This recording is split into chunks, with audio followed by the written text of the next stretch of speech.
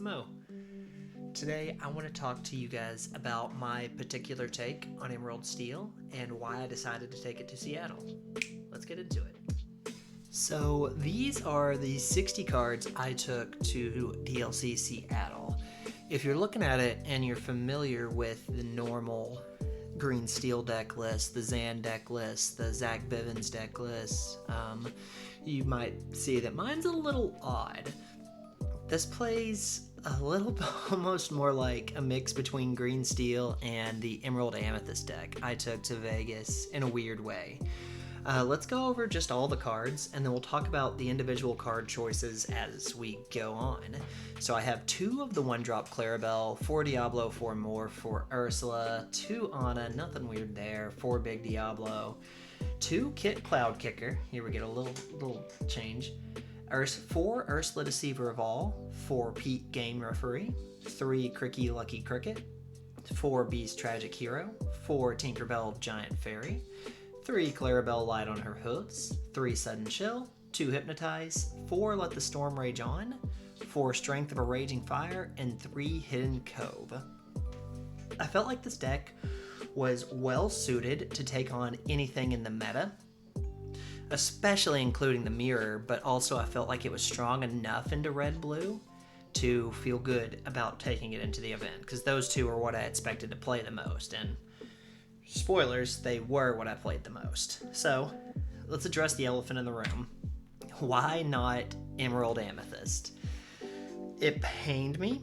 I had to leave my EA deck at home, 1,000 miles away, because I knew I would divert to it. It's my comfort pick. It's what I feel like is just a strong deck into just about everything. But for this event in particular, I didn't believe it was the best deck to bring. Why? It's slightly unfavored into Emerald Steel.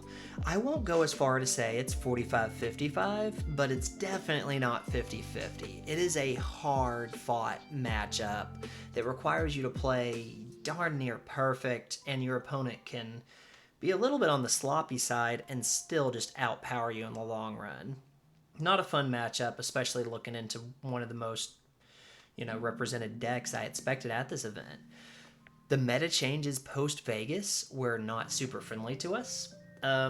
So at Set Champs, I started to notice a lot of people preparing for Emerald Steel, bringing all their Diablo hate. Grab Your Swords came out of the works after being considered unplayable into Ruby Sapphire. It was not looking good for us at Set Champs. There were different ways I could work around it, and one of which I'm going to share with you guys next week because I think it's kind of fun, and I want to talk about it one more time before we move on into a new set. But I think the meta changes post-Vegas were really the nail in the coffin. I thought Blue Steel was going to be a little bit more represented, which it was. And I honestly thought Blue Steel was going to be the sleeper deck for the event. I just wasn't comfortable bringing it myself. And as you know, if you heard me speak on it, the Blue Steel matchup is bad. And then finally, I feel like I was kind of cooking with this Emerald Steel deck. It seemed a little under the radar, and it seemed very good in practice. It is a very complex deck, which is why I didn't want to share it over YouTube. I didn't know before. And I needed to get some legs on it to see if it was actually spice or if I was, smoking up the kitchen. So when we look at my list, there's some notable inclusions, but I think the exclusions are probably worth talking about more to start. Why no Prince John or Muses? 2 of the most powerful cards in Emerald Steel, 2 of the most central cards, especially when you consider Prince John. So I played quite a few Emerald Steel Zan deck mirrors the week after Vegas. I almost obsessed over the deck. It's the deck that took me out of the tournament. I wanted to know the ins and outs, and I wanted to practice it myself. It wasn't a deck that I really experienced a lot before. So when I was playing it, I noticed there was some annoying things that could happen in the mirror that would lead to the player who drew better being the player coming out on top instead of the player playing better. And a lot of times my losses would centralize around these powerful cards. So what is their weaknesses? They are very telegraphed cards. When you put down a Prince John, when you put down a Muses, you are saying, I am about to play an action. I'm about to sing a song. I'm about to play a Hypnotize. Sometimes you're saying I'm about to drop a Lucifer, the cat. But most of the time means I'm setting up for a huge power play to swing the tempo of the game. And you may think, well, what's wrong with that? Pete, game referee, preventing all actions from being played. I feel like a lot of times I lost. I would play my Prince John, I would play my Muses, and they would respond with a Pete, buy themselves another turn to expound their resources and approach my play aggressively. And also Ursula 2. The 2-drop Ursula Deceiver was very strong into both of these cards. Just being able to look at my hand, pick apart a strong resource, and leave me without a great way to answer their board. These cards needed a combo to function. Green Steel is a combo deck, really. It looks for pairings of different cards to become and make stronger plays out of each other.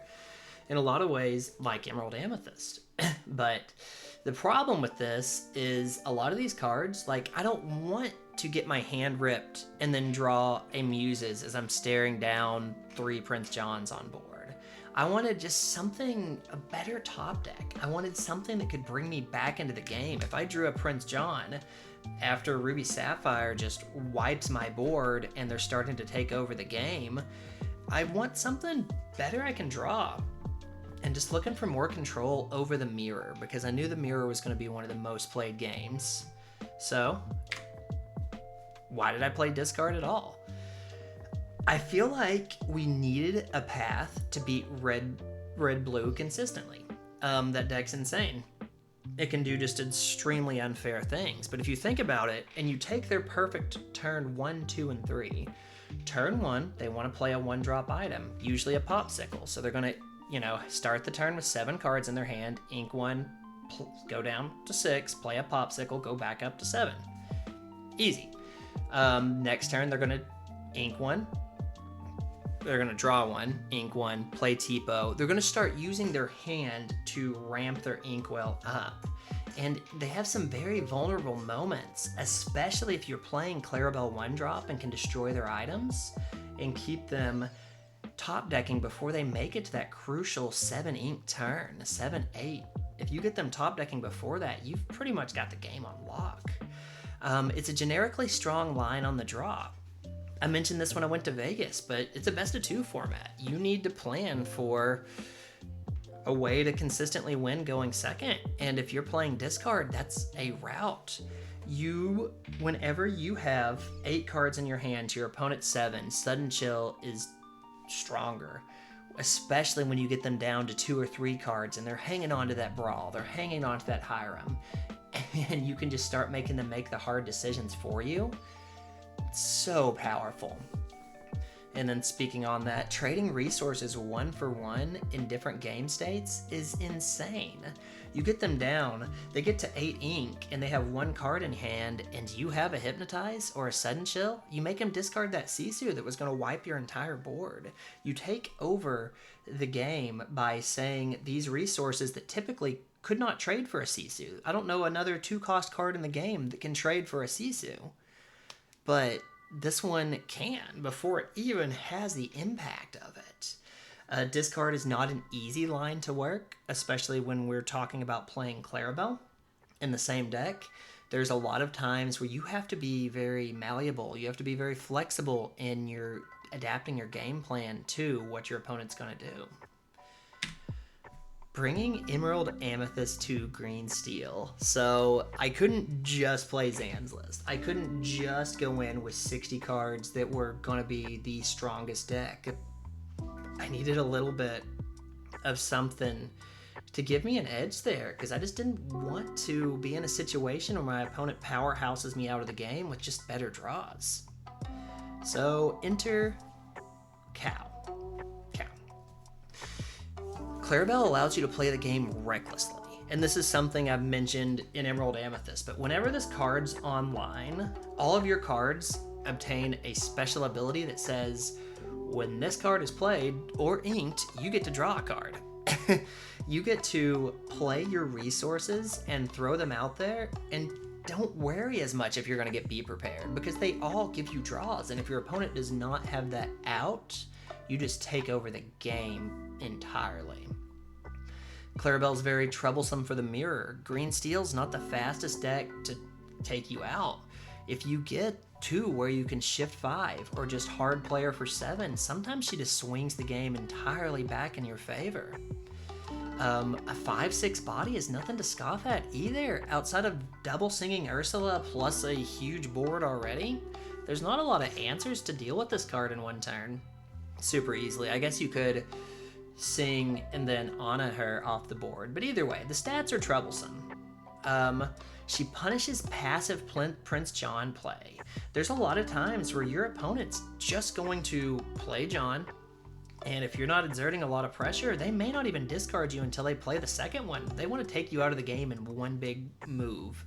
And if you are playing Clarabelle, you can say, okay, I'm going to value my resources in my hand, deal with the real threat of the board, the double singing Ursula, or whatever's going to make you lose more cards, and I'm going to keep this in my back pocket to swing the game back in my favor.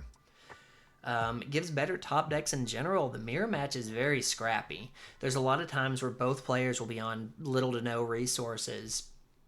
And if you're the one with Clarabelle's in your deck against the one with Prince John's in their deck, there's one of you that's going to have a little bit better of a late game. Works with Morph.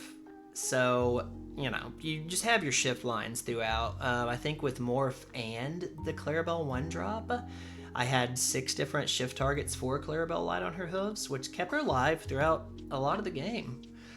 And I feel like this, so Ruby Amethyst has had this resurgence again in Seattle that I don't believe was quite there in Vegas. It was a very strong deck in Vegas. I think it was represented less in Seattle, but maybe more so in the top cut. Don't quote me on that. I haven't looked over the numbers too well.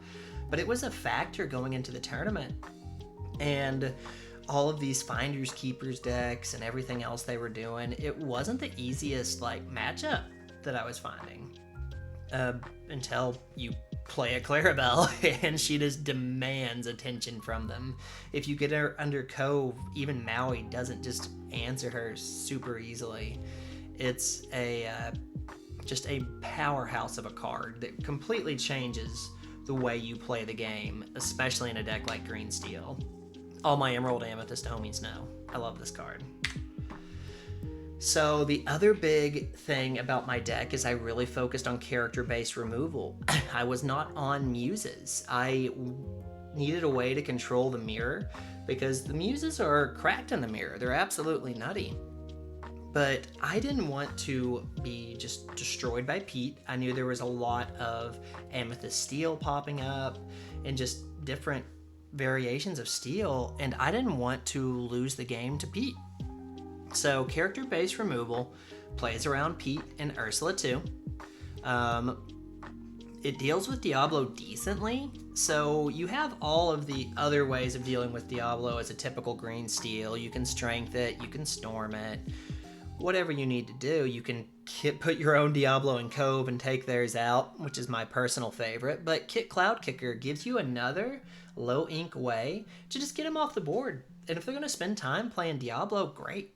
Like, if they want to try to reestablish their bird, that's a 3-cost uninkable, and the longer the game goes on and the more control we have over the board, better for us. Cricky smacks locations. I was a little afraid of the location deck going in, which was super off the wall, but I knew locations were powerful and I had been practicing against a lot of Steel-focused lists of locations, especially that I was expecting Ruby Steel to be the location deck to be afraid of, but the deck that topped was fantastic, and we're going to have to talk about it one day. But anyways, Cricky just absolutely owns locations. Queen's Castles just smites them off the board. You really just take down library. You get all of your 1-cost Diablo, your 1-cost Ursula just become powerhouses to take control of the board back. The other notable things that these can do is they all can sing your songs. If, you play your character focused removal, you deal with, you try to you make Pete less effective, and then if they decide not to play him, you sing your songs. You do whatever you need to do after that. And that's something nice. Something that 2 cards we're about to talk about here in a minute can't do.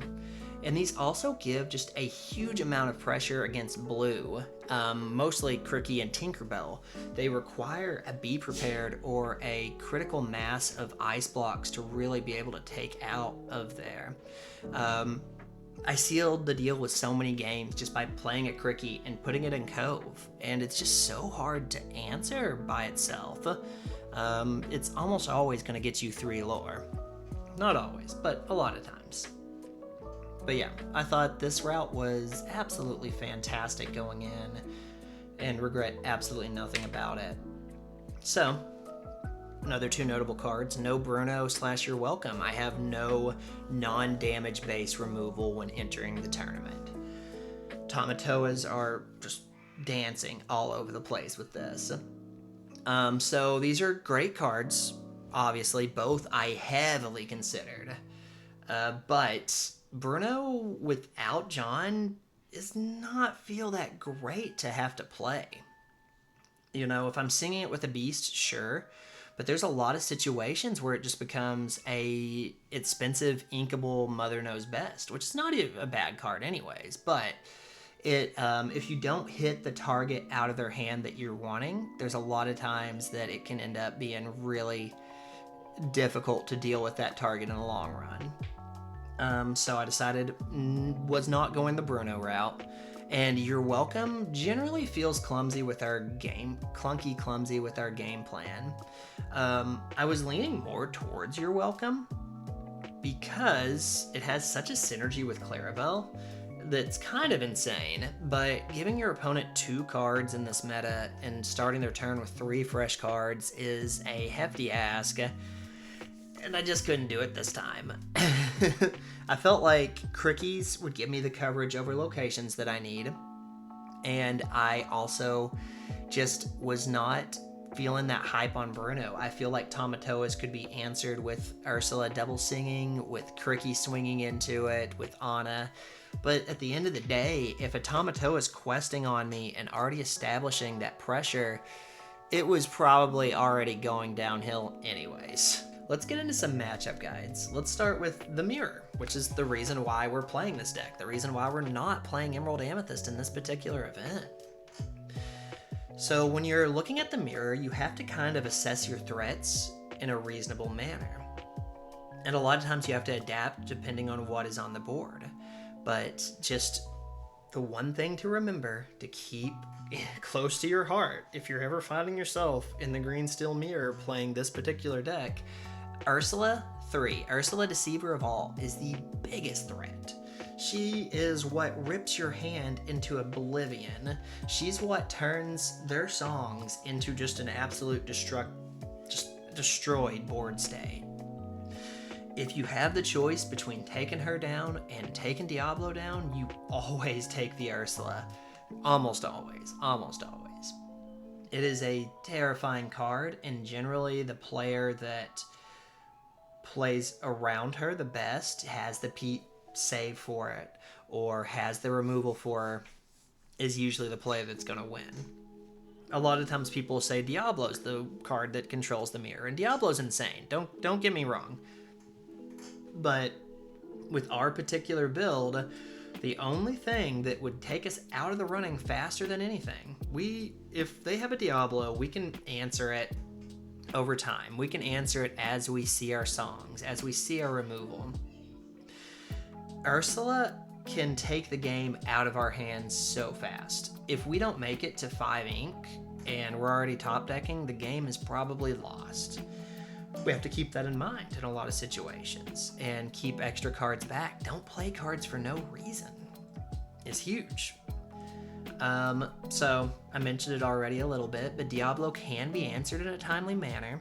Your opponent's cards are likely going to sit in their hand unless they have a whole board full of singers, We want to spend the early game trying to get control of the board. Cove is king. If you have hidden Cove in the opening, if you open Cove in Diablo, you're well on your way to winning this game if you haven't already won it. That's just an insane opener, and it's even hard for this deck to come back in the mirror if your opponent opens Diablo Cove. Diablo exerts a lot of pressure that you have to respect. You cannot really put on your typical pressure. So if you're going second and you're staring down a Diablo, you can't play your morph safely. It depends if you've seen their hand. If you play the 1-drop Diablo, see their hand, see that they have the Storm, you can't just play your morph into that. You gotta hope that they use it on your little Diablo. You have to make them use their resources in a particular way. Control the board, control the game. So when you're playing in the green steel mirror, you don't want them to be able to sing. The sooner they're able to start singing their songs and just wrecking havoc, just the worst situation you're going to be in. You want to survive if you're playing Clarabelle. You want to survive into the late inks. If you're going to take a tempo turn like playing a kick cloud kicker, great. It is in your favor to make little plays like that. You just don't want them, you want to make them take as long as possible to discard your hand down. They're playing more discard, they're playing the Prince Johns. You can discard them first, but there's a lot of times that they're going to get you. But just keep yourself afloat. Don't let them have, if you have to keep cards back, keep cards back. Don't play cards without purpose. If you play Diablo in turn 1 and see that they have no songs, skip your turn 2. Ink and pass. Do not play Ursula 2 if they don't have a song in their hand. In fact, unless you saw Diablo coming out turn 1, I don't even know how often I would play Ursula Deceiver on the second turn. She is so powerful in response to seeing a little Diablo, to seeing an Ursula Deceiver Evolve, to seeing a Muses, that I highly value keeping her past the early game. Just don't play your cards without purpose. And don't rush. Your late game wins out. We're playing Tinkerbells. We're playing these massive cards that they have to answer with their Brunos. And if you have other cards in your hand, you're just going to be able to swing the game back before they can quest out. This deck takes a long time to take you out of the running. A long time to, finish the game. They take you out of the running pretty quick if they're discarding you. But really, you just don't make any impulsive decisions. Don't give them any improper pluses. Like, if you see they have Let the Storm Rage On in the Diablo combo, skip your turn 1, skip your turn 2. Don't just give them freebies. Skip your turn 2. If you saw the Storm, you obviously played a Diablo turn 1. But we definitely have the advantage into the mirror match with a deck like this. It goes without saying. How do we play against red-blue? So without Prince John's, red-blue does become a little bit more interesting of a matchup. It's not easy at all, but I wouldn't say it's that much harder than the typical green-steel into it. So the easy win condition is to control their hand before they hit 7 ink. Once they hit 7 ink, 8 ink, even 6 sometimes, they start to get into their big removal threats. If you can discard them down, if you can keep them off from playing Hiram Flaversham, you can really just take the game out of their control so soon. And if you see Fishbone Quill, just know you're in good hands here. If they're trying to rush, because we're not going to be able to rush them, we're not going to be able to blitz them down. They have no reason to rush on their own. But if you control their hand before they hit the 7 ink, so how do we do that? We have to know their turns. What does red-blue want to do? They want to play a 1-drop item, they want to play a form of ramp, either Tipo or 1 jump ahead, and they want to play a Hiram on turn 3. So we can throw some wrenches in that. We have Clarabelle 1. We can play her and take out their item before they're able to destroy it and draw, if we're on the play. If we're not, we also have ways like the Diablo Shift. If we're able to establish the Diablo Shift and make them take a turn off to brawl us, fantastic, Or even worse, they don't have it. They're giving us 2 free cards. They need to ink their cards. Like, they're giving us 2 free forms to try to find discard outlets, to try to find cards that'll let us play powerfully into them.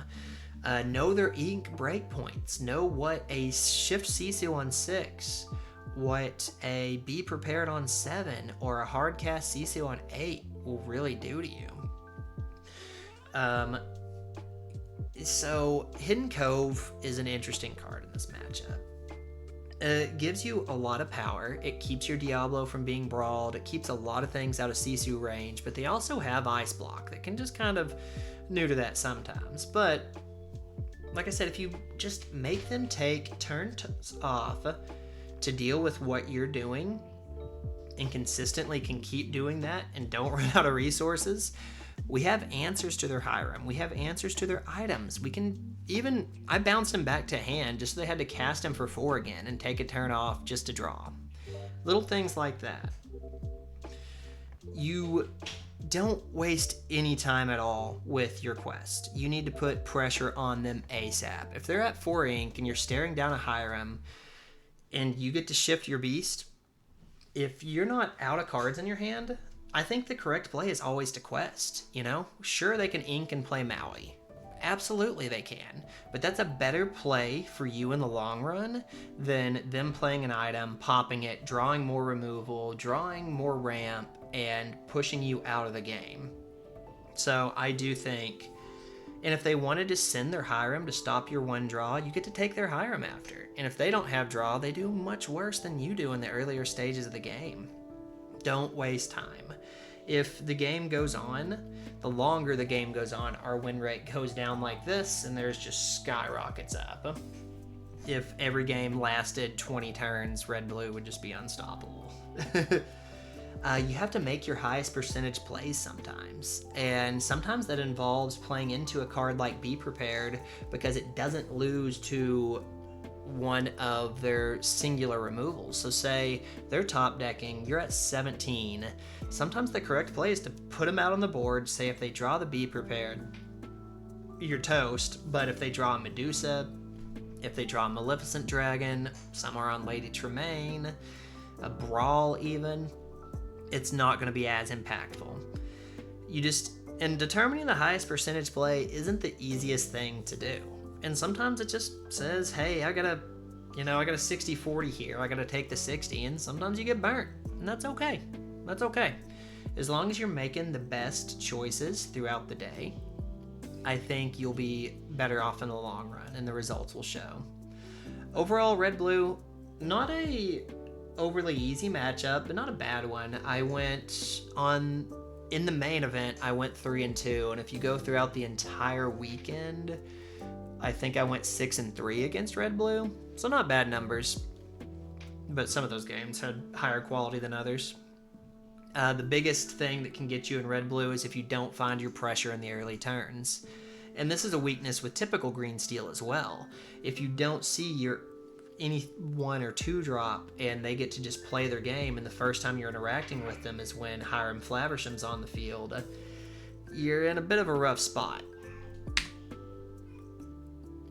So, Ruby Amethyst. This is an interesting matchup. Like I said, moving into the event, I expected a little bit of a resurgence with this deck. Not that it has a free green steel matchup, but I think it has a better one than a lot of decks. And people love this deck. People love to play Ruby Amethyst. It's just value town the deck. Everything just makes sense. It's such a strong, just 60 cards put together. And so how do we beat this deck? Well, for one, Diablo is one of the most insane cards against their deck. What they want to do in the early game is amass resources. And they don't have a lot of the easiest ways to handle your Diablo until they get to Elsa outside of Brawl. Even Elsa then. If you can get a Diablo in Cove, if you can hard mulligan, find the Diablo, find a Cove somewhere in there before turn 3, that can be just game clinching against this deck. They have a very difficult time, and in the early turns of the games, they just want to stockpile resources like a dragon hoarding their treasure. And if you're getting resources every time they are, you don't care when they bounce their rabbits. Yeah, like I said, Cove is very strong. Knowing when to discard them. There is a discard breakpoint against Ruby Amethyst, and a lot of it involves forcing them to respond to your plays, which we'll talk about here in a bit. But knowing when to discard them involves a lot of know-how. It involves usually drawing a one-drop Diablo. This deck has a tendency to find its way into a considerable amount of uninkable cards. And even whenever they're looking at their hand and their inkable card is Brawl, but they need to use it, well, there you go. They have a lot of strong low-cost inkables and a lot of very strong high-cost uninkables. And those aren't a great combination when you want to be playing those cards early on. There's a lot of times where you can play a Diablo, set up your discard turn with the Ursula Singer, and if they don't have the Brawl because they used it on a Diablo, swipe their hand from them before they can keep inking and playing, and you're in a great situation. Respect the bounce. You know, there's a lot of times you need to strength a Merlin Rabbit or just take it out, like even at a negative to yourself because it's going to give them a draw. But if they have the ability to bounce and play that rabbit, the game can get out of your control so fast if you don't have a Diablo. If you have a Diablo, I'd say please bounce your rabbit. Not always, but yeah, there's a lot of times where you see them at 14 lore and they're on a goat on the field. That goat's got to go. I know it pushes them to 15, but if they get to just be able to start bouncing and playing it and bouncing it and keeping it safe, you're going to have such a difficult time closing the game. Don't play their game. Ruby Amethyst wants to take big tempo swinging turns with their Be Prepareds, their Mauis. They want you to not put a character. They want to get free lore with their Flynn Riders. Find ways to upset their game plan. Upset their turn 1, 2, and 3. Don't give them the easiest way. If you play Diablo and you see a Brawl in their hand, sometimes the correct play is to play the bigger Diablo and force them to Brawl you. It gets that out of their hand for other things and it limits their amount of draw. Sometimes the better play is to make them hold on to it in case you got it. That's always a lot of fun. Just mind game them until they're eventually going to ink it. But if you can take over and, become the aggressor, utilize your Pete and your Ursula Deceiver very well to take those Be Prepareds out of the equation. This is a very winnable matchup. We have Clarabelle. Clarabelle is just the late game answer to Ruby Amethyst having 12 cards to R1. And a lot of times they don't have any option but to play their resource game. And a lot of them are on cards like Finders Keepers right now. And it's just, hey, take a turn off and draw 3. Gets you back in the game against Green Steel in a lot of ways. But not quite the best play when your opponent's on Clarabelles, which not everyone knows. Steel Song. So we honestly play this matchup a lot of ways like Emerald Amethyst does. You want to control their songs with Ursula 2 and Pete. Being able to pick their hand apart, you can do some wonders against this deck. They just start to feel helpless after a while. Respect Little Cinderella. So the 1-drop Singer 3 Cinderella is a card that says, hey, if I go first, you're not playing anything on your first turn. You don't just play a Diablo into Little Cindy because they're just going to sing Storm Rages On and just take it out and get a free draw out of it. But if you ink past, they don't get the free draw and they're sitting there on the uninkable. And you can respond with Ursula Deceiver on the next turn. It's a 1-3 health. And just pick out the best song out of there. Fantastic. Fight for the board. You really want to control the board against this deck. You really want to get their singers out of the equation. Even doing something sometimes silly like using a Cloud Kicker to bounce an aerial, the Singer 5 aerial, seems counterintuitive. They're going to get to search for another song. But if that's their only singer that they have on the board, a lot of times that can be a tempo winning play just to steal the game back. There's not a lot of Steel Songs on Grab Your Sword right now. Most will be playing a very aggressive low to the ground build so they can have a fair chance at beating red-blue. And if we want to be able to beat a deck like that, we've got to take the board back. Use your kits.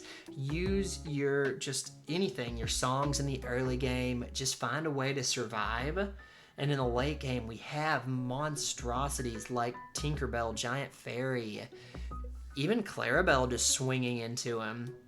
Just can absolutely demolish what they have. Ursula Double Singer is insane. Ursula Double Singing Strength, Double Singing Storm. Just does a fantastic amount of damage to this deck.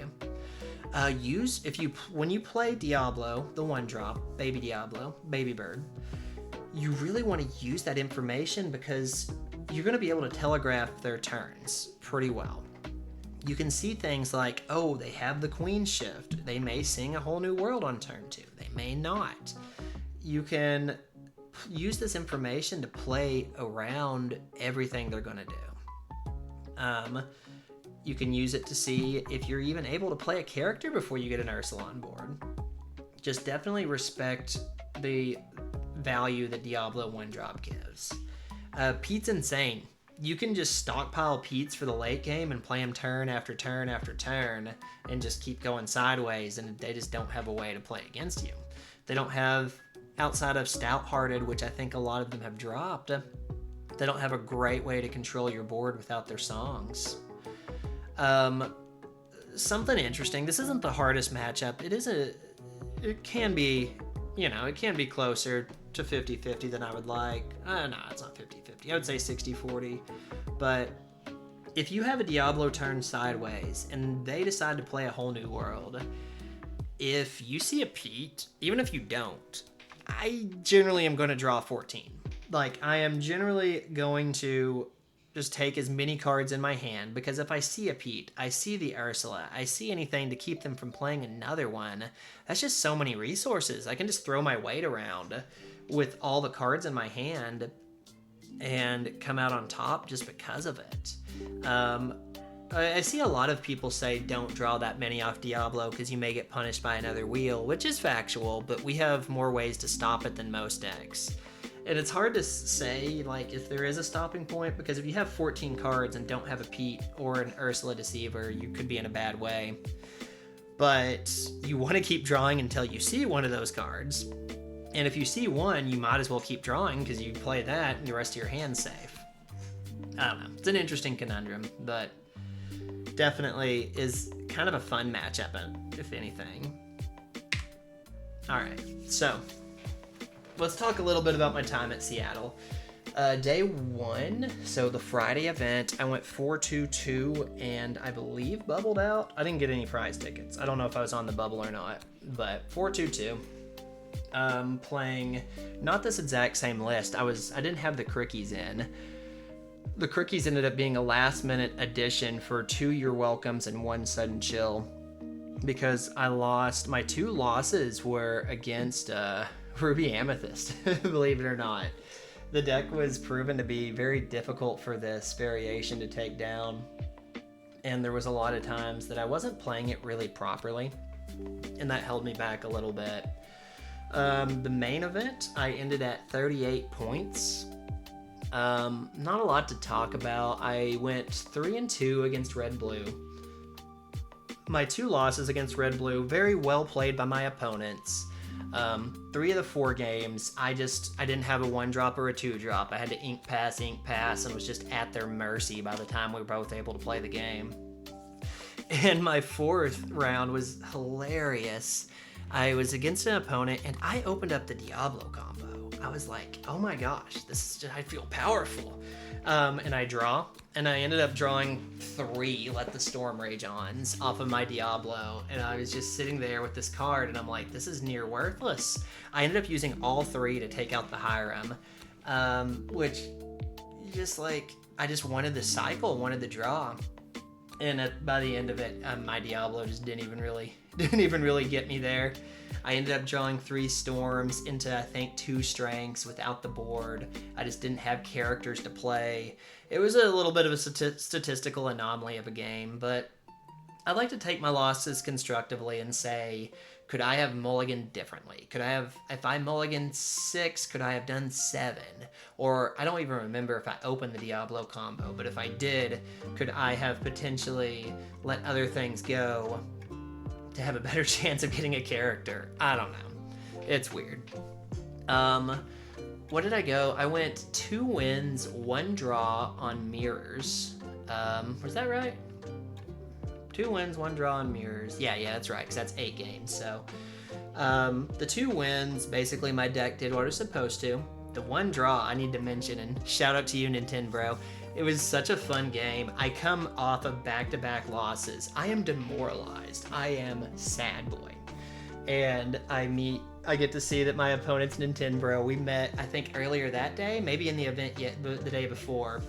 But I see that he's on the mirror, and we just have the best time playing it out. I get game 1. I was probably playing a little sloppy. I apologize to you for that. I was coming off of 2 losses, and like I said, morale was low here. But no, it was fun. We were both playing really just like off-meta versions of this deck. There was a time in game 1 where I had Clarabelle, and I was swinging into Cursed Merfolk and just being like, I don't care, these are free draws. I'll discard these all day long. Yeah, but game 1, basically, Clarabelle's OP. Game 2, I remember him having a Baboom for my Diablo that I didn't see before I shifted. And I don't remember the rest of the game exactly. A lot of rushing to try to get through, but it was definitely a feel-good draw, despite effectively putting us both in better, be good and lucky, because you're on the bubble now. And then the very last game of the day that I would like to talk about... Oh, someone's cheering in the other room. I did play against Steel Song, and it was the win and get to the bubble. And I didn't say it beforehand, but I was just like, whoever gets... I didn't say it because I've got too much to... But it was, the polite way to be like, hey, if I lose game 1, I'm going to forfeit game 2 to you. We play it out. I get him discarded. And if you're listening to this is just one of the... I don't mean any disrespect. It's just one of the most heart of the cards moments I've ever seen, and it was beautiful. So I get him discarded down to 9. I make the decision to put a damage on Daisy Duck so I can have an easier trade on the next turn and really start getting the board back under control. And I had to let the Storm Rage on in my hand in case he didn't go sideways. He draws. He's at 4 ink, no cards in hand. Rapunzel. Into, I think, Storm Strength that answers my Tinkerbell. I'm like, okay, that's a little strong. That's a little strong, but whatever. He said, oh my gosh, these are just the perfect cards I could possibly draw. I'm like, it looks like it, but don't worry. I'm still feeling fine. He's at like 10. I've got another Tinkerbell in my hand. I spend all my ink playing this next Tinkerbell, and he's still top decking. He is representing to go up to, I think, 16. So 2 turns would game me, but Tinkerbell says, hey, don't even try it, buddy. And I had like 4 cards in my hand to 0. What could go wrong? No removal, but whatever. Draws off the top, another Strength. Gets rid of my Tinkerbell from 0, and I'm like, uh-oh. And I just got smote by, I think, 4 of probably the best top decks you could ask for. And it's not even a feels bad moment at that point. It was honestly kind of cool to see it come out. I looked up his progress as the games went on, and he did not end up making day 2, which made me sad, but still, hey, it was a heck of a moment. And yeah, generally feel good about all my games. There was one green steel player that was a little bit overly confident with me, and I had to let him know that I was on a different version of the deck. Lorcana Challenge is just, everyone you meet there just leaves you feeling just all happy, and I don't know, it was a good time. I got to see friends, I got to meet people from YouTube. Shout out to everyone here. Shane, you a real one. We'll get you that green steel guide, Emerald Amethyst versus green steel guide coming soon. But no, it was a great time. I just wanted some more experience. It sucks coming 1 win, 38 points. Yeah, it's 1 win off the bubble, but it is what it is. I still feel good about the deck I chose to take, and yeah, I want to share it with you guys. So if anyone is interested in this particular deck, here it is. Give it a shot. I think it's fun. It's very complex, and green steel is already a very complex deck. and this one adds some layers to it.